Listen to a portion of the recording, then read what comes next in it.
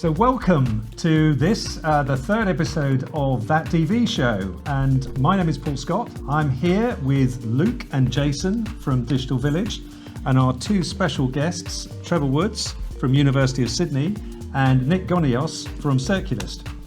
We're here to explore how technology is impacting our lives, the economy and the planet.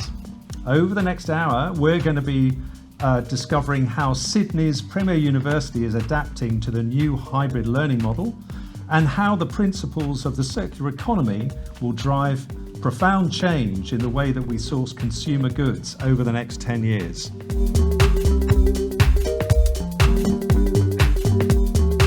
Give us your questions.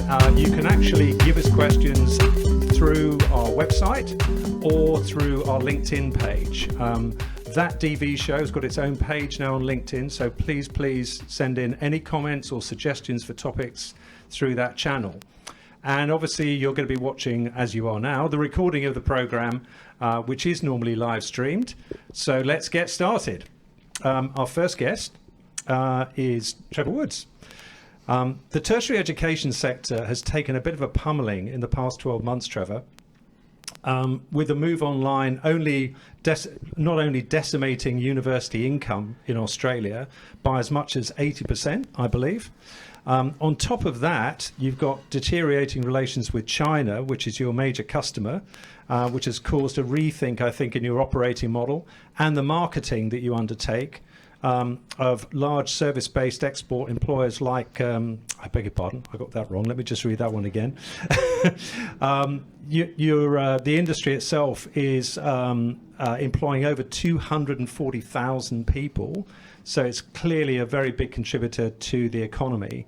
Against this backdrop, Sydney University CIO Trevor Woods has been asked to perform the equivalent of the loaves and fishes parable every day. Delivering services with ever-depleting resources. So welcome, Trevor. It's been a bit of a roller coaster for you over the last 12 to 18 months. Tell us, how have you managed to get through this? Great, thank you for having me here. If I rewind well over a year ago now, just when the COVID pandemic was hitting in China, we on the IT team kind of realized that if this gets worse, it's going to cause us to have to jump into action. And everything I had known about the university, I'd only been there a few months, told me that we weren't quite ready to make the leap online. It was going to take several years and a lot of money. And so that preparatory work, though, of rallying the staff to just say, if something happens, how can we move things online? How do we make sure it stays up with everybody hitting it? And even more important, how do we make sure that students internationally or in China could access that? And of course, most people know about the great firewall of China that slows things down and blocks it, so real-time lectures and other sorts of things would really have an impact. So that's really where the story started, of the team jumping into action and delivering some bespoke new ways of doing things that not only helped us elsewhere in the university pivot online, from instructors developing their content differently to having a place to actually put it, and then us making sure that it could get delivered. And that probably was the beginning that kicked off a whole bunch of responses from across the university to just rise to the challenges of last year. So clearly, the university had to respond really quickly to the situation. How did you go about actually putting together the team that was going to do that? Yeah, well, one of the sayings I'm fond of is planning's more important than plans, or plans don't survive the first contact with the enemy. And so really last year is a good example of continuing to adapt to the circumstances as they hit. And then rather than just saying, well, this is what we've been doing the last few weeks and it works, let's keep doing it, change it. So we went from an impromptu war room inside ICT, or the technology department, where we had 25 to 30 people basically in a stand-up every day trying to think of every possible thing we could do, and we said, don't worry about whether it's legal or not, and of course we don't want to do illegal things, but we don't want to constrain people's ideas and innovations with arbitrary assumptions. So we just said, don't worry about whether people will go for it or not. let's just take all the constraints off brainstorming. And that worked. And then we had a larger pandemic response team at the university, and that went through the motions. And as this sort of hit our shores and became more of a problem, we iterated through several more responses where it was much more formalized, and we had people from all over the university responsible for things together, basically in a room to manage the response in real time.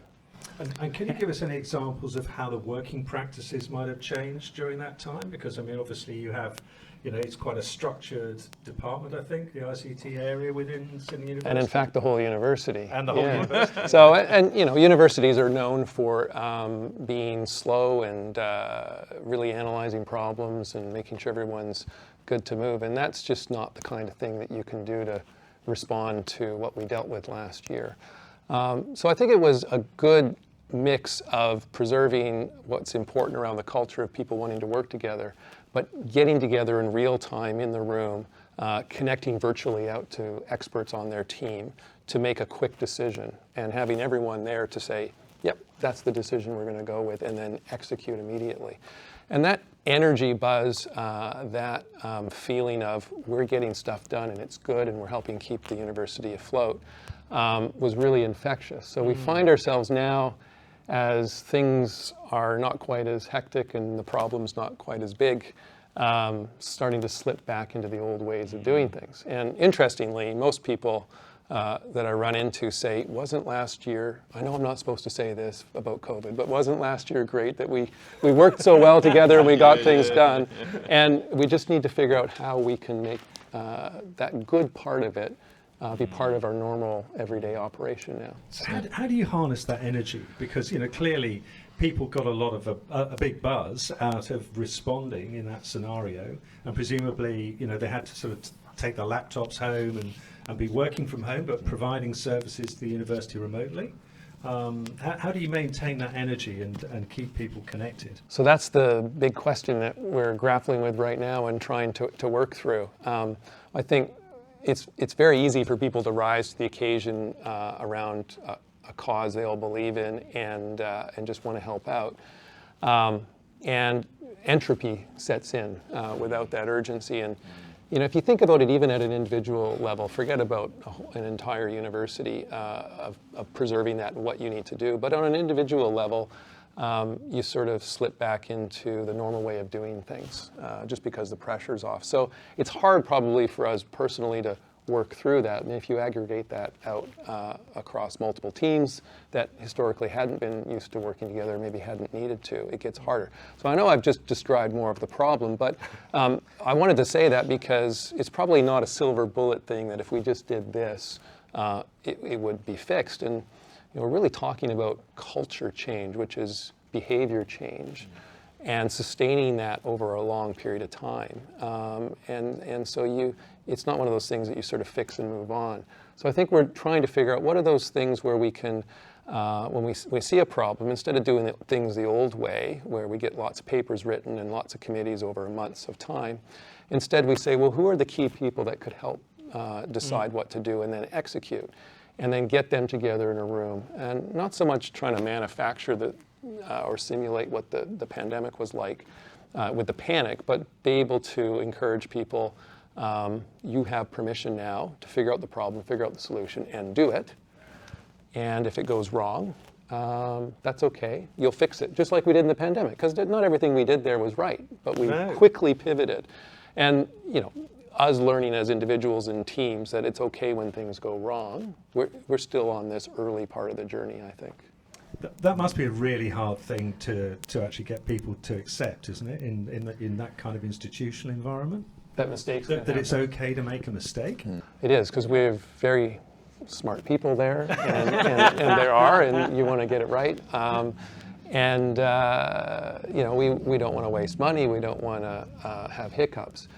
It's interestingly, the whole area around research is about trial and error. So there's a bit of a dichotomy. Finder is part of it, right? Yeah. So, but not every part of the university that has, that process necessarily applies, or we allow it to apply to the other parts. Yeah. Interesting. Yeah. So you guys were onto this quite early. So you and your team, before maybe there was a general realization this is going to be a big deal?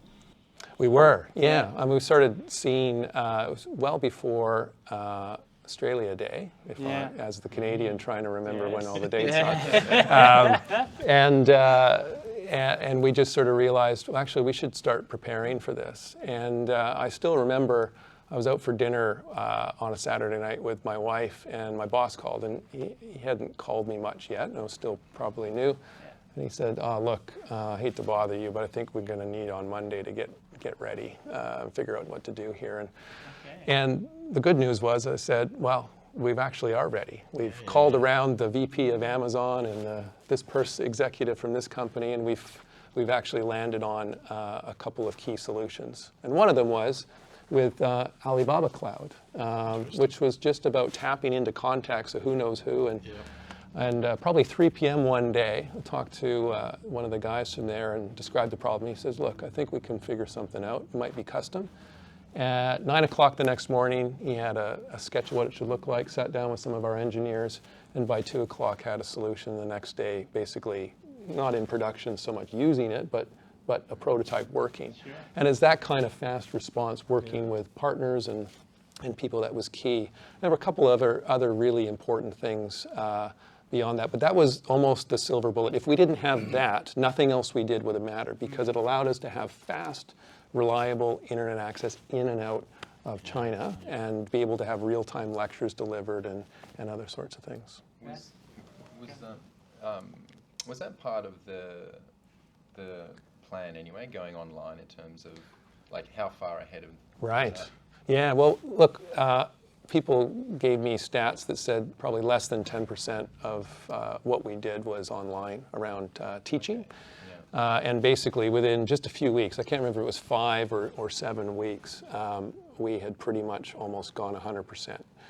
Now, not quite 100% because there was still some clinical placements and lab work that were done in the medical area that you've got to do physical. But even things that people said, you could never do this online, we figured out how to do it because we had to. There was no forcing mechanism. Yeah. So, I mean, I'm familiar with other universities and what they have done. You could have said, we'll spend $200 million over 5 years to try and get 50% of our courses online. And we probably would have spent the money, not hit 50%, and had a subpar experience. So I know there's examples of this in most organizations where you just rise to the occasion and you accomplish far more than you ever thought you could. But it seems to be about taking a different approach to problem solving. Yep. You know, because if you have a process and that process doesn't match the situation that you're in, it's not going to work. And obviously you have to decide, right, are we going to start taking risks here? You know, certain mitigated risks that you can see you're going to be able to handle, then why not? It's kind of agile thinking, isn't it? Absolutely. Different approach, but still with the people that matter. So you have various expertise to weigh in on things, and when you're dealing with a pandemic at a university level, you have to think about legal issues, how you communicate those things, how you manage things on the ground with air conditioners and cleaning and so on. And so you need those people together in the room to be able to weigh in on a decision. And I still remember the height of the pandemic with the crisis management committee that we had, which ultimately led with the head of the university, the vice chancellor, making a decision. We would try and prepare very short 2 to 3 page papers that basically say, the experts have looked at this, it's been quick, and the recommendation is this, and here's some alternatives that we looked at. And I remember one day we started at about 8 or 9 a.m. before we were rolling, and by 1 o'clock we had 14 papers already in print, coming off the printer, just to say, okay, the next thing here, we've got a decision on this item, and how it flew. And that's not sustainable to do, but the key thing there is, it was rapid decision making because we had to, but we relied on the right people with the right expertise to work together and compromise, because you couldn't do everything perfectly the way you wanted. You just had to pick a way and go with it, and then adapt if it was really wrong. So that was obviously way quicker than the normal processes you've described, and also it sounds like it was a lot cheaper. Absolutely. So do you think there's an argument to be presented about why aren't we doing this all the time? I think there is, and I know other organizations have tried to do this, or, words like agile and co-locating and how you do those things. And I came from an environment where we had tried to bake some of these things into how you do things. And so big projects, especially IT projects that might take months or years, we were executing in days or weeks for much less money and an immediate return on investment as well. So that's one of the things, at least from my perspective, around technology, and technology enables a lot of business processes and services. If we can take some of those principles in that are tried and true in other organizations as BAU, but kind of now we have our own experience that says it is possible. We were there, we did it, we like it. So there's hope in a sense, rather than this arbitrary idea that we could all work differently, and just because it worked at a bank doesn't mean it'll work here. So I think we can tap into that and say, let's do more of that and do the hard yards to figure out how to systematize it and bed it down. Yeah, that's amazing. I wonder how procurement thought about all that. Oh, look, and procurement was... Well, they survive. So that's the thing. Survive, yeah. People complain about all the areas in their organization. At the university, we're no different. I like to tell our IT people that, all the areas we're complaining about, they're complaining about us as well. There's shows written about IT. So, procurement was one of the great areas that came to the table and said, we have to move fast. We had to procure new services and products within days. Or weeks, and had to do it properly, and they did. It was great. Yeah. It's amazing. So Trevor, talking more broadly about the university sector and its position in the economy in Australia, there's been plenty in the press to suggest that tertiary education in particular has taken a massive hit over the last year. But now there is evidence that we're coming out of those doldrums and more people are registering to come to universities in Australia. Is that right? Well, it depends on the university, but it's real. Higher education in Australia is actually a very important industry. I think it's our third largest export. And there's all sorts of things that hit the media, like why do we have international students taking spaces from our domestic students? And most of it's all wrong and ill-informed. I mean, the way the funding model shifted years ago was a dependence on international students, and it actually provides a better education for domestic students. It allows us to educate more of them at a less of an impact to the taxpayer. Now, I'm not arguing whether that's right or wrong. It's just the way it is. And so our dependence on international students and so many universities' dependence on China, I don't think we're out of the woods yet. We've got a whole geopolitical environment heating up between China and many other countries that we're mixed up in. The reality is China could very easily ratchet up their Great Firewall of China and cut off the solution that we've got, and we would have to pivot, and others would very quickly as well. So there's challenging times ahead, I think, for universities in Australia, and how we deal with moving to a more digital way of doing things, supporting research that way, teaching. Obviously, online is an obvious one, but modernizing many of the other processes that we have, so that we can weather and maybe adapt more quickly if there are major changes to the so-called market conditions of where our customers are. Yeah. So looking into your crystal ball here a little bit, 5 years ahead, let's assume that we don't go to war with China. That would be good.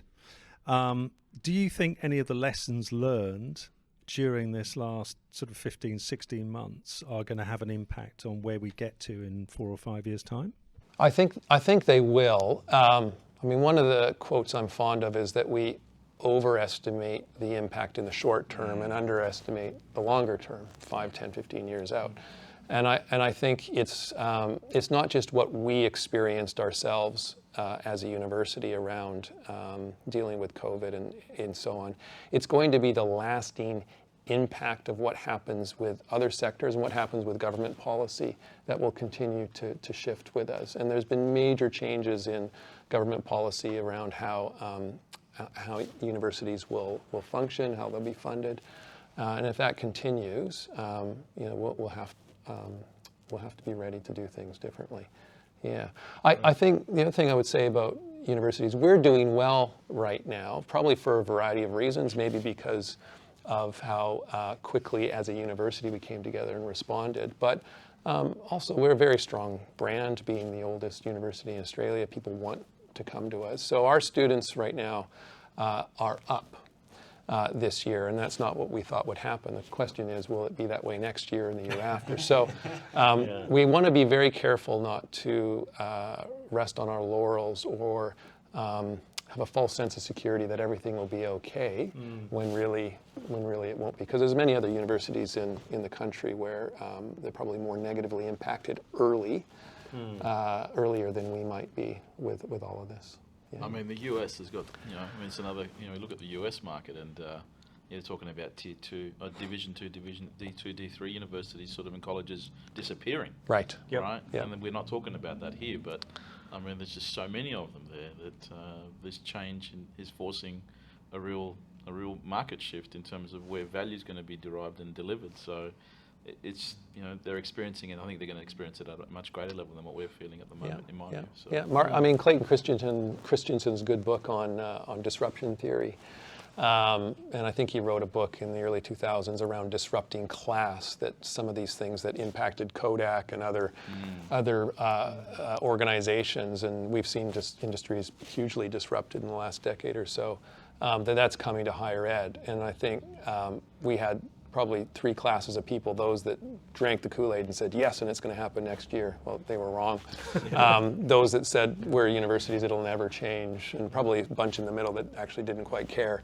But I think COVID has probably accelerated that a little bit, and it'll be interesting to see, with all the other changes in the world, what does the role of accreditation and universities play with companies like Amazon or Google or other big groups almost starting up their own universities in a sense, and training and offering their specialized skill set, teach them how to program or whatever, and will there be a melding of that with universities and partnerships? So I think it'll be very different in 5 or 10 years. Yeah. Do you think, there was like a big program of change of bringing education to people online, when, traditionally you go to a class and you consume the content that way. But in terms of like the actual education, do you think that's been impacted at all? Well, I think, so my personal view on this, and I used to do a lot of work around online education in the 90s and early 2000s, is that it's a different way of learning. And so in the same way before the written word, we all learned by listening and reciting and memorizing, and all of a sudden this new technology, the print, allowed us to not have to worry so much about remembering every word, because we could read it again and review it. And so a lot of the technologies enable things that you can't do as well in a face-to-face environment. So people love to talk about the shy people who don't want to ask a question in class. And online, when you can type the question back to your instructor, is that good or not? Do you want to encourage people to speak up? Sure you do, but this helps aid their learning. That's a simple example, but there are dozens or hundreds of others where actually, to quote Marshall McLuhan in a different environment, that the medium is the message, in a sense, around radio and television. And these technologies in learning are actually melding much more with the learning process, and it's hard to sort of abstract them and separate them apart. So I think in many ways things have gone better. And the other thing I would just say about it is interesting research I heard about 20 years ago that said if you go into a school and you just have people show up and you paint the walls a different color, learning improves. And it was a sort of example that sometimes researchers go in and something different happens in the learning process. And people love to say, well, that actually, we should do this because it changes. And maybe so. But the research pointed out, just by showing up, caused students to pay attention better and on all the rest of it. And I think during COVID and the quick move to online, one of the things that happened was instructors, by and large, put a lot more effort into teaching and thought, I have to do this differently. And that would have come through in a real way that would have impacted students. And students probably thought, geesh, I'm not in the class anymore, I'm not with my mates, I need to maybe pull up my socks a bit. So that's less about the placebo effect, which I know the painting the walls kind of was. But But it was this different environment caused people to probably try harder all around, and that would have had a very positive impact on things. Yeah. Great. Trevor, thank you very much indeed. Fascinating to hear how you've actually navigated this process and what the future looks like, and some incredibly pertinent lessons, not just for your sector, but I think others as well, in terms of how you've been able to respond to it. So thank you. Thank you very much. Great stuff. Okay, so let's move on. So we need to reimagine manufacturing. We do. Goodbye industrialist, hello circularist. That's the mantra of a movement headed by our next guest, Nick Gonios. It's a bold claim, but one that will resonate strongly with those of you concerned about the impact of traditional manufacturing on the environment, the economy, and society as a whole. Imagine the SaaS model, that's software as a service, applied to your toaster or the lighting in your home, for example. So what's this big idea, and why does Nick want us all to sign up to this movement today? So welcome, Nick. Thank you. Circular sounds like the title of a sci-fi movie. What's it about, and what motivated you to set this thing up? Okay, so thanks for having me. It's been great. Look, I think first and foremost, I've spent the last 30 years in the technology sector. This is my 30th year. And straight out of university, I actually wanted to be an architect or industrial designer as a kid. So I had a natural visual bent around seeing things and sort of manifesting things to life. And the 30 years that I've experienced in the tech sector I've seen this radical shift towards a move away from bloatware and big hardware devices, and this consolidation and you know, compartmentalization and taking materials out of the equation ever so slowly. And ultimately moving towards away from these sort of inefficient and friction-oriented type of operating models towards a way of actually focusing more and more on the value of the customer and the outcome that they're looking for, right? So we've seen many, many different vendors in the space over the last 2 or 3 decades shift towards that approach. And we're now starting to see the sector, especially the technology sector, move towards carbon neutrality or carbon negative positions right now, and which are great to see. The question is how much of that is greenwashing, but that's another discussion. And so with that in mind, I you know, fell into some reading around this rabbit hole called circular economy about 3-4 years ago, and started getting myself into this whole thinking and space. And it was just amazing to see a whole new way of looking at the economy and society, where we typically take from the earth, which we're really good at in Australia, right? We're amazingly good at taking stuff from the earth, right? And then we're not as good as producing stuff out of it, but we can ship it and actually get other people to produce stuff. And then we get them back anywhere in the world, and we seem to use them on a regular basis, whatever it might be. It might be your toaster, it might be your lighting at home, might be your car, might be whatever it might be. And we do a great job at getting rid of it. And then when we do get rid of it, we just don't know what happens with it. So we're just quite comfortable with the fact that we live in this sort of now moment, but typically we've been engineered and designed to not worry about the externalities or the issues in the world, which is the waste and the pollution that we're creating. So with that in mind, I wanted to come up with an approach that actually looked at getting more doers in the world to start doing. And we seem to like to resonate towards titles and sort of positions in market. And what came about was, how do we create the new jobs of the future? And the new jobs of the future need to start using different language, and the language that needs to move away from us actually not being industrialists anymore to being circulars. So that was how the term came about. And it's a play on words, but it's an important start to a movement towards circularity and eliminating waste and friction and pollution in the world. So look, clearly this is a big idea that's going to need backing from a number of different sources, both private and public sector. Are you talking to a range of people about how you can mobilize this idea? So lessons learnt from the past, having done 4 technology startups myself and raised tens of millions of dollars, I've burnt most of that. Because congratulations. Well, look, I'm proud of the fact that I've done it, and they're priceless experiences, right? So it's something we need to recognise and do more of in Australia. And with that in mind, recognising this is not going to happen overnight. This is a long-term play. This is a 50 to 100 year change in terms of what's required in the world. So the rest of this century has to have us shifting towards this sort of new approach to operating. And so with that in mind, we're at such an early stage. We're sort of at the birth of this.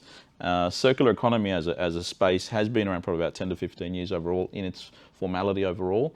There's a lot of activity happening in Europe. We're at the forefront of it with the Europeans, probably a best practice execution operators right now, with European government actually allocating $2 trillion towards shifting the whole European economy to a circular economy approach.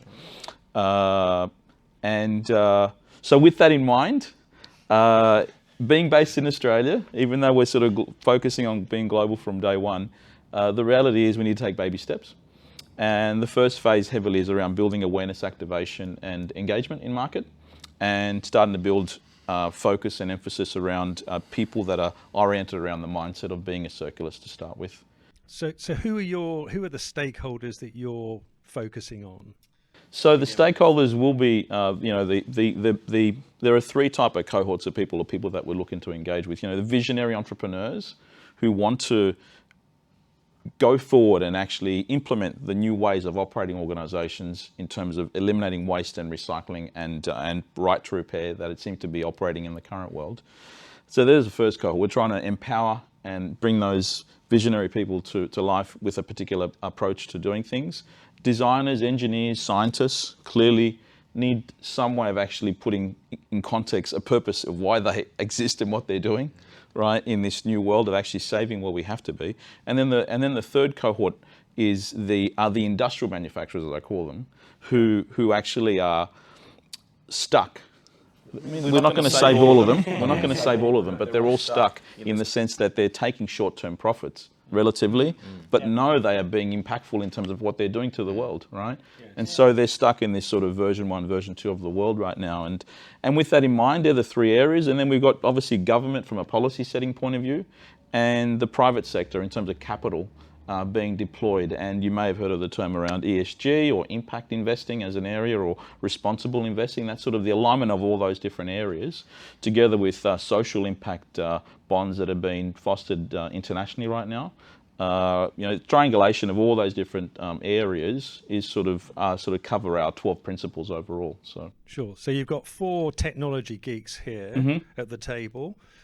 We all like the idea of MVPs and pilots and phase 1 examples of what it's going to be. Have you got any classic examples of what a circular economy might look like? Are there any examples that we can use? So we have, this is one of the challenges. The challenges are probably about 10 to 20 organisations that are referenced all the time, and we need to do better, right? So we need to go from 10 to 20 to tens of thousands, if not hundreds of thousands of organisations that are basically on this pathway. And there are a couple of examples. One that I talk about regularly is a company called Signify. And Signify is the old Philips commercial lighting business, which got spun out of Philips, because Philips is now completely into sort of health tech and sort of healthcare, so to speak. And as part of their spin out, being spun out of that organisation, they did a rebrand, but they also decided to reposition and reinvent who they are as an organisation. And their business is heavily focusing around, at the core area, around providing commercial lighting into large premises, airports, hospitals and the like. And what they went about doing was saying, well, let's reinvent the business model that we're operating under, moving away from people buying our infrastructure, being lighting, to get installed into large projects, to having that model change towards organisations, being the landlords or the tenants, actually deciding to start to buy light as the service, not the lighting, not the asset, right? So again, learning from the software sector, we're moving towards everything as a service. Yeah. It's everything as a service, basically, right? It's life as a service. It's everything as a service.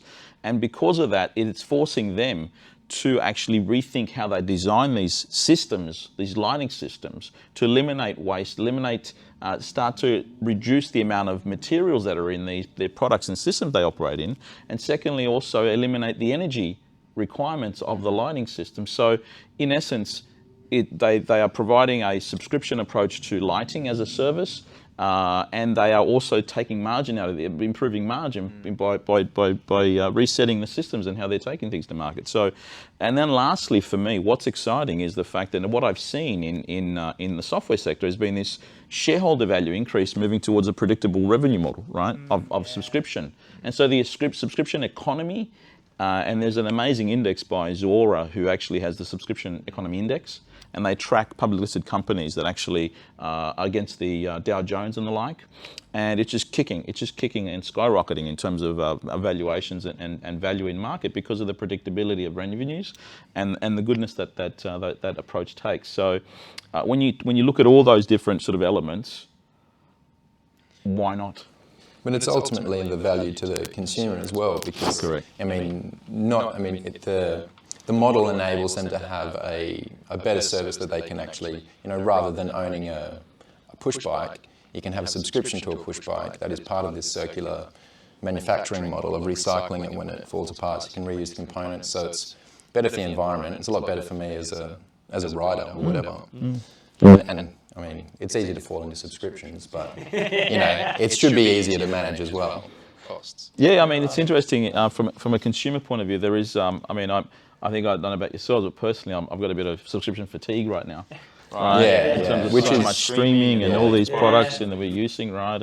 And so that's probably the next stage of sort of behavioural impact and change. But in terms of consumers and businesses and governments sort of operating this model, imagine if you could actually, if you're building a $10 million plant and you don't have to commit to $4 million worth of capital expenditure on products, right? And you move everything towards an operating model and a subscription model. It actually changes the whole financing of these types of models and experiences. Everything from the way you consider what you do at home to where you work and where you get educated, right?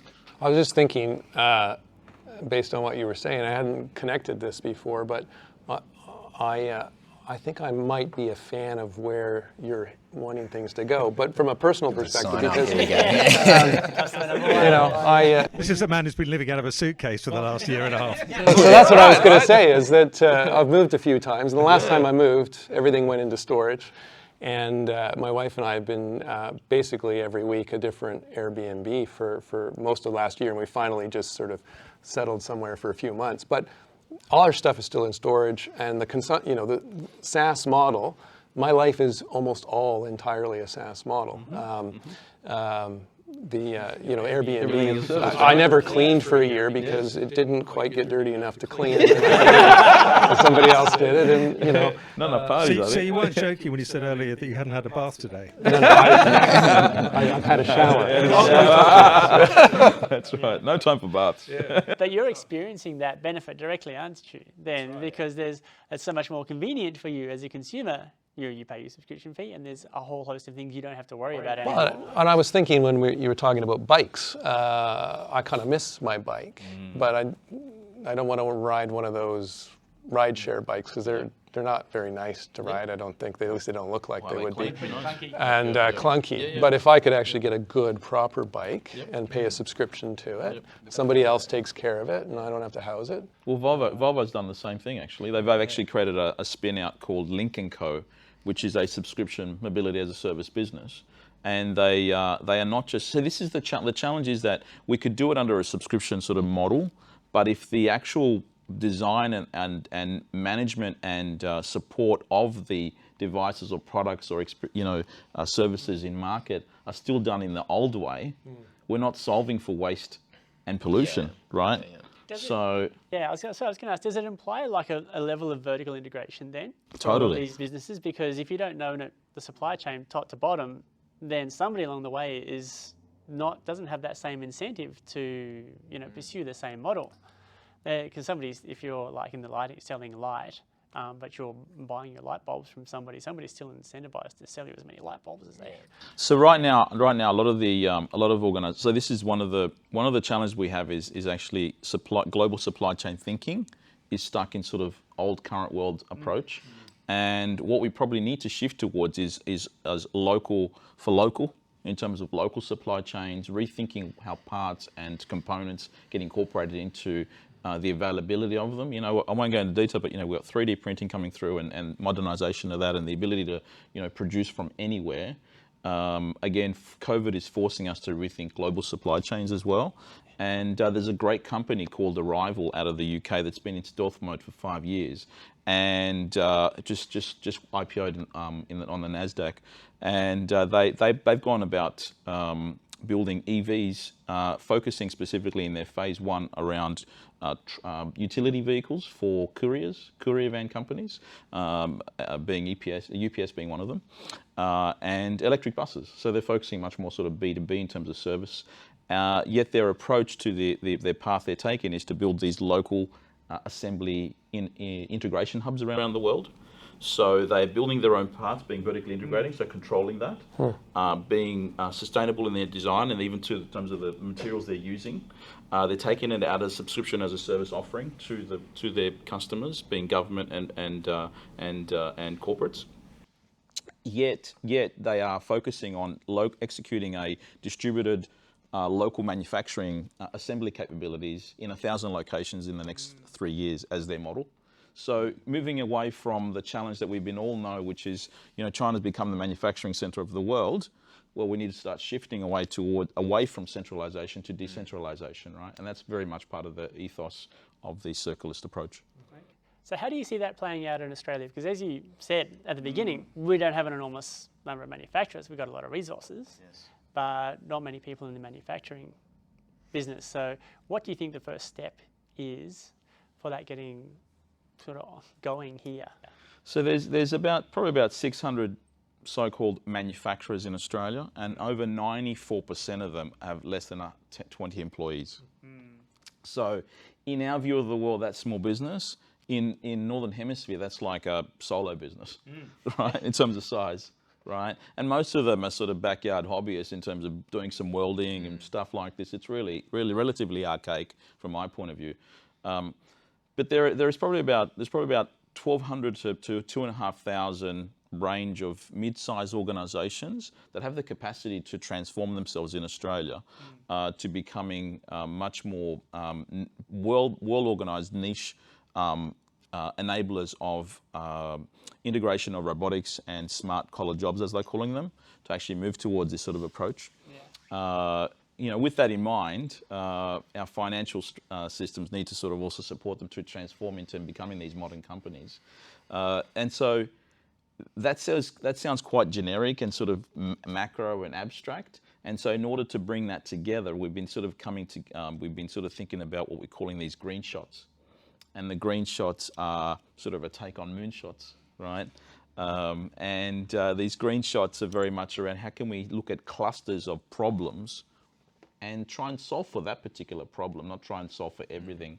And so one of the banks are common to everybody in the supply chain. Yes. So they're part of solving the problem. Yes, but also government is as well in terms of policy and procurement, right?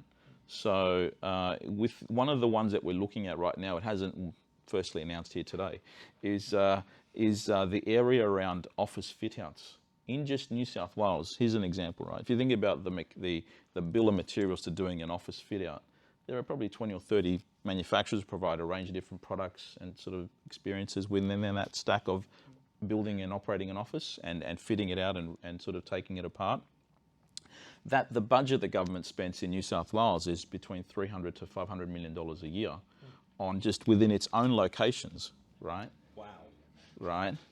That's phenomenal. Right, when you start to add it up, it's quite a lot of money, right? And when you go one step further and say, hey, where is all this gear going after it's sort of, so-called finished its life? Where does it actually go? It seems to be sort of, there's a policy globally, I don't know if you're aware of this, but probably not, but in the fit-out space, which I've learnt, which is around make good. So there are clauses in sort of tenant agreements around make good. I don't know if you're probably aware, right?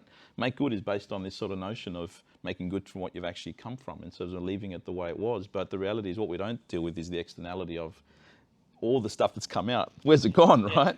Yes, it makes no sense. Right. No. So the opportunity that comes about is what we're looking at is some type of a green shot. We can partner with government and actually invest and transform 20 to 30 local manufacturers where they all playing a part around furniture and lighting and infrastructure and so forth, and try and see if we can create circularist precincts that just focus on solving that problem. So spend all day talking about Sure, this stuff. sure. But So yeah. here's some stats that I know that you're going to want to talk about. So this is some research that was published by the Cambridge Judge Business School on circular economy. So their circular economy centre. 90% of raw materials used in manufacturing in Europe become waste before the product leaves the factory. And secondly, 80% of products made in Europe get thrown away in the first 6 months of their existence. I mean, that is mind-boggling that there's that much waste built into the current manufacturing process. And you would think there would be such a compelling argument for wanting to try and change that, because it's, You'd think so. yeah? But that's because of the fact that we only track one thing in terms of the way we measure and value things, being finances, right? So if we're only tracking revenues and profits and costs, we're not tracking everything, are we? Right? So when we then incentivize organizations and our people to focus on that. It's one particular lens. And so it's the big challenge that most economists don't seem to like to accept, is the fact that economists don't track externalities in the world in their modeling, right? And when I talk about externalities, I'm talking about impact around societal impact, good or bad. It could be good or bad, that I just don't track it, right? Or impact to the economy and in terms of climate change and everything else, right? So it's why we're going through this sort of shift that's, this whole discussion around moving towards this understanding and valuing the challenges with climate crisis. They're just not being tracked in finances. So that drives the behaviours in market, the way things are. I'll give you an anecdote right now. I've got a close friend of ours, a mate of mine, who's dad at school, and we had dinner about a month ago, and he said to me, Nick, I won't name the organisation, but we built a $2 billion precinct in Melbourne about 2 years ago. It took us 3 to 4 years to complete, and $2 billion project. And he said, do you know that I was responsible to get rid of all the waste that the builder and the subcontractors actually produced on site? I said to him, that's amazing. I can't believe that's the case. How do you have that happen? It is the way the market operates, he said to me. And then he also said, do you know how much it actually cost me out of our own pocket? How much do you think it was out of a $2 billion project?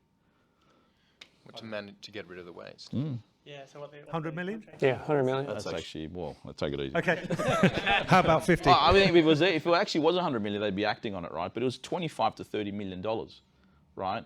Of cabling, excess cabling, and just crap that just gets done because it's the way that we execute is the issue here. And it wasn't resold, it was just dumped. No, it was just dumped. And then the impact to the world and our, it's all landfill at the end of the day, right?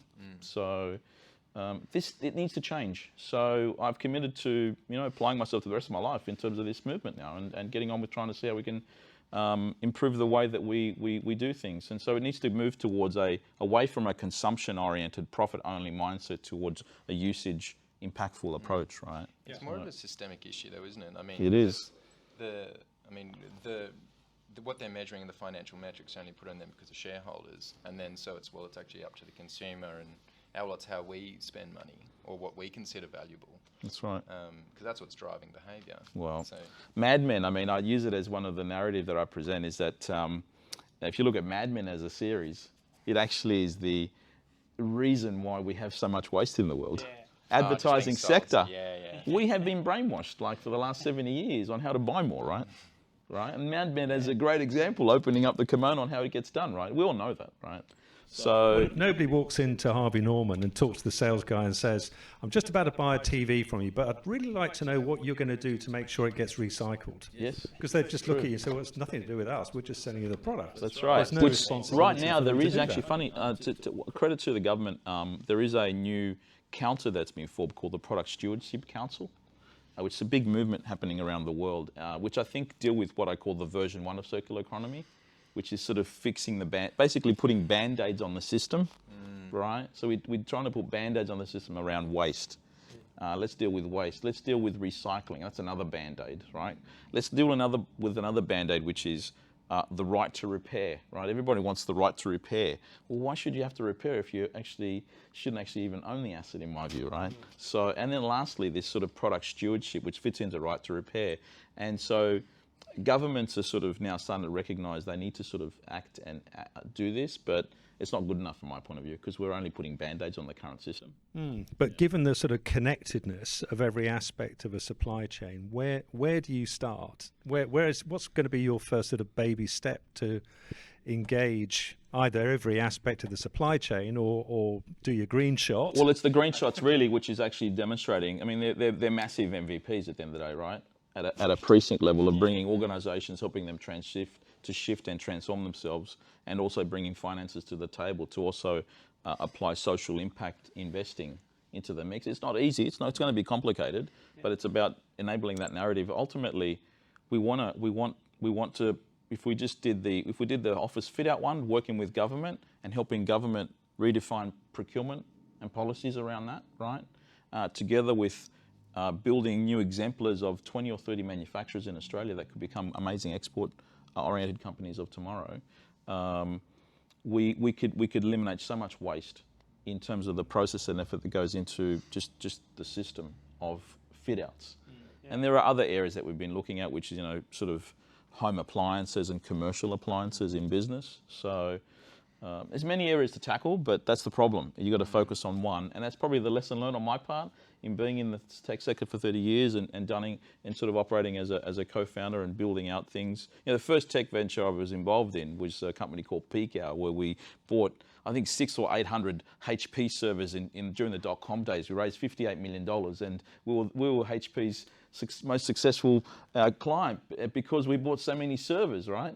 And we ultimately never got to use them because we were 20 years ahead of ourselves, right? How much waste, right? But we raised 58 million and we burnt 50 of it within 2 years. So when you mentioned, Okay. Oh, I'm not sure I'd be quite so proud of that, but anyway. No, I'm very proud. So in the sense that, we were ahead of ourselves, unfortunately. But anyway. well, tech companies, and you mentioned right to repair, which is something I thought a little bit about. I kind of like the idea, but on the other hand, I'm an Apple product user, and I like the idea that they're creating an iPhone that I don't have to worry about them designing in a way that allows people to repair it, because then that introduces other design issues. And the way that they're managing that is to say, well, look, if you give it back to us, we've got a robot that takes it apart and kind of reuses things. And whether they do that perfectly or not, sort of your thoughts on a company like Apple and how they try and manage that supply chain, and where's the line for right to repair? Maybe there's a better way. Maybe we don't need to repair because someone else can do it better. That's the point. I think you don't need to repair. I mean, why should we repair if we're under a subscription model and the phone gets taken back or the device gets taken back, right? We should always have. In my view, one of the principles or the mindset is we should always have as new. But yes, we end up in a situation where we all wear the same beige clothing and then drink from the same cups and then everything. Well, I mean, that's we're already that's happening with us walking around with Apple devices everywhere at the moment, right? So, but I think that to answer your point, like there's an amazing company right now, which one of the case studies or the examples that we have is Fairphone. Have you heard of Fairphone? Fairphone is the most sustainable smartphone provider in the world, based out of the Netherlands. And they have designed a device, an actual smartphone device that is modular in its design, and all materials that have been produced in that device have actually been sourced from sustainable, anti-slavery environments, right? So they have gone down the path of actually having an ability for me as a consumer that owns and commits to the cause to be able to upgrade a battery to the next level within the same design. So there is a notion of right to repair there, but it's based on the cause of being impactful as much as we can. Yeah. So I think on that recycling thing, there was an article I read about the Ellen MacArthur Institute Foundation, who'd worked out that it's 90% cheaper to recycle copper from consumer devices than to dig it out of the ground. It's called urban mining. It's incredible. Yeah, that's right. There's such a huge difference. And you would have thought that, wouldn't that be sufficient to motivate most consumer goods companies to want to make sure that as much of the copper as they needed could be taken from recycled sources? You'd hope so. Well, wouldn't it be great if you knew as a manufacturer all this stuff that we're shipping out and selling the stores is going to come back to us one day and we can strip it out? And well, if we have it as, if we know that it's our asset, that's delivering value to somebody or an organisation. It's a completely shifting mindset, right? The same way Signify sees it in terms of what the service they provide. They own the asset, being the lighting infrastructure. They deliver the value that you're looking for, which is lighting, right? So that just needs to apply everywhere, right? So. But I think Apple's example kind of demonstrates that the tech sector has got an opportunity to be ahead of the game here, to actually be a leader in the whole circular economy thing, because if they can start making this part of the value proposition, I think that that's going to appeal to a very, very big market. Well, I think it's already been happening. I mean, you've got Cisco and HP are heavily moving down this pathway. HP has gone down a pathway called GreenLake, as they call it. It's a complete service offering. You probably have people HP guys hitting up all day about this stuff, but HP's got an as a service offering vision and approach, and GreenLake is their approach to this. And then secondly, there's Cisco that is now committed to a as a service offering pathway. It's sort of integration of software and hardware and data, so to speak, as a service offering, because the industry does recognise its impact to the world from a waste and e-waste. I mean, e-waste is one of our biggest issues right now, right? Yeah. So. I think GreenLake, that's like selling compute as a service. It's actually it's selling infrastructure as a service. Okay. Yeah. For organisations that want to have their own data. Yeah, so that's having the box in your building, and But we own it and operate it. You're getting compute from us. Yeah. It's under the GreenLake model. Sure. Okay. I've got no affiliation. I was wondering. No. They might be sponsoring your first university. You never know maybe. about that. Funny you say that. We're actually we are looking at a documentary series soon, so which will right. which we're talking about at the moment. And you're looking for sponsors? Let's say with it's If you're listening, HP, this could be a big chance. yeah. So yeah.